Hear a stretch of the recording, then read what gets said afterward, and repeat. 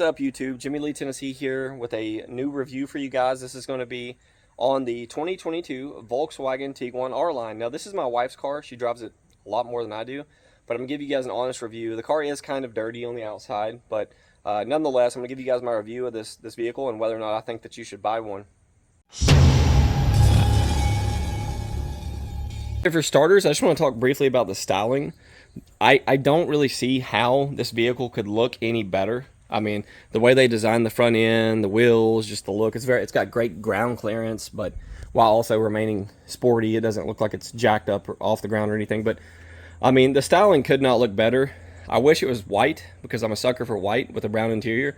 But nonetheless, it's dirty on the outside. Chances are you guys have probably already looked at the car lot or online and you've seen what they look like. So I'm not going to spend too much time talking about the exterior of the vehicle. Okay, so I'm not going to go over all of the ins and outs of this vehicle and all of the, the features and perks and all of those things because there's way more videos doing far better justice than I could ever do on those subjects pertaining to this specific vehicle. So let's get in here. As we get in, you can see the styling is very elegant. Looks like a high-end, luxury SUV or sedan. I mean, but let's just get right to the things that I hate. And that's going to start with this screen.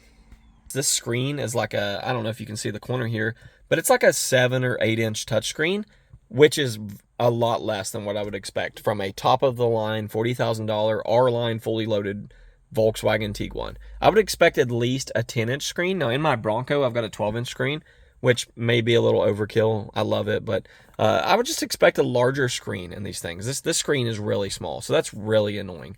The next thing that I hate is going to be the volume knob, right? It's just tiny. Now there might be like an aftermarket slip-on, replacement for that knob to make it larger so that I can grab it easily, but it feels like, I'm trying to like pull a splinter, because I'm grabbing like just a little tiny thing, and what you end up doing is you end up hitting the interface. You reach up quickly while you're driving. Oh, I love this song. You go to turn it up, you hit the interface and you change to radio or to something you weren't trying to do. So that's really annoying. The next thing that I hate is going to be this little sync button here. So when you're trying to utilize, or I guess unactivate, the dual climate control, which is down here, you slide it or tap it to make it hotter or colder in here. When you want to turn that off because it's just you by yourself, you have to press this little button, and it's not really a button. It's more like a little touch, like a little round touch thing.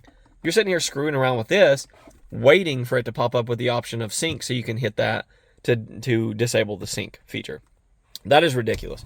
I mean, it's distracting, makes you feel like you're going to wreck. It's unnecessary. The next thing I hate about this car is going to be the gear shifter. The gear shifter is just stupid easy to be able to knock it out of automatic into manual mode. I mean, you'll see what I mean if you test drive one. You pull this thing back into drive, you could literally take your pinky and knock it into manual mode, which is super, super annoying. I mean, I've been driving before and had my hand on the gear shifter just resting, go around a curve and accidentally knock it into manual. That is super, super annoying, but not as annoying as the next things I'm about to talk about. So let's talk about my last 3 points of contention when we're discussing the Volkswagen Tiguan. There's 3 things that I really can't stand about this car, and I'm gonna list them out for you right now. First of all is going to be the jerky throttle. What I mean by that is when you're driving this car and you haven't let it warm up completely or you haven't been driving it around, you'll pull out with like a gradual throttle. So we'll say 40 to 60% throttle load, and you'll get almost like a surge, like the car lost power and then it will take off again. Now, I don't know if that's because the car is trying to hit its shift points and it hasn't decided whether to upshift or stay in the same gear. I don't know. I have taken this thing back to Volkswagen several times, and the answer that I got was it's the nature of the beast, which I really don't like that answer. The second thing that I really don't like about this vehicle is going to be the all-wheel drive system. Now, it's not all-wheel drive in the traditional sense, like a Subaru. Basically, what these 4 motions are is like a automatic 4-wheel drive. So basically, it's front-wheel drive until it needs the all-wheel drive, and it will engage a clutch in the rear, basically like a friction plate that will engage the rear wheels. Now, why is that a concern? It's a concern because in our previous Tiguan, you could not make that thing spin. I mean, you could pull out on any wet road, give it all the throttle you want, and it would just immediately engage the all-wheel drive. Now, those units did fail a lot. They did go out. They didn't last very long, and maybe Volkswagen seen that and tried to minimize the amount of time that thing is activated, and that's why these do that. You can kind of rectify that issue by putting it into slippery mode or off-road mode you won't get as much wheel slippage. But when I pull out onto a road and I'm pulling from gravel to pavement or pavement to gravel, I want the thing to realize that it needs added traction and immediately engage the all-wheel drive system. If I wanted a front-wheel drive car, I would have bought a front-wheel drive car, but I didn't. Now, the last thing that I hate about this car the most is going to be the lack of power. These things have no power. When you floor it pulling out into traffic, you're going to feel like you're going to get rear-ended, you know, like you're going to fear for your life sometimes because you're going to be like, oh, I'll just pull out real quick. Well, the car doesn't have, I mean, you smash it, it doesn't go. So that's really annoying. I mean, even in sport mode. Now, I think the 0 to 60 time is like 9 or 10 seconds, so it might be worse than a Geo tracker. It might not. I don't know.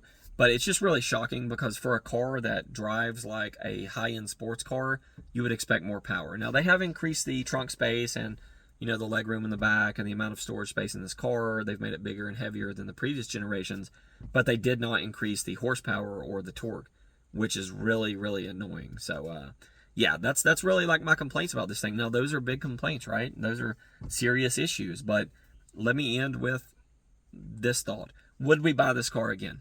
Absolutely.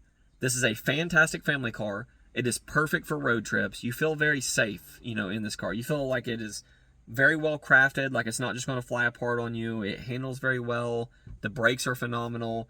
It's a great family car. Now, it is my wife's car. I typically drive my Bronco or one of my trucks, but it's always a pleasure to drive this car, mainly because of the comfort and the stereo. I mean, it makes up for a lot of the shortcomings in other areas. So I would definitely recommend this vehicle. Just know what you're getting into.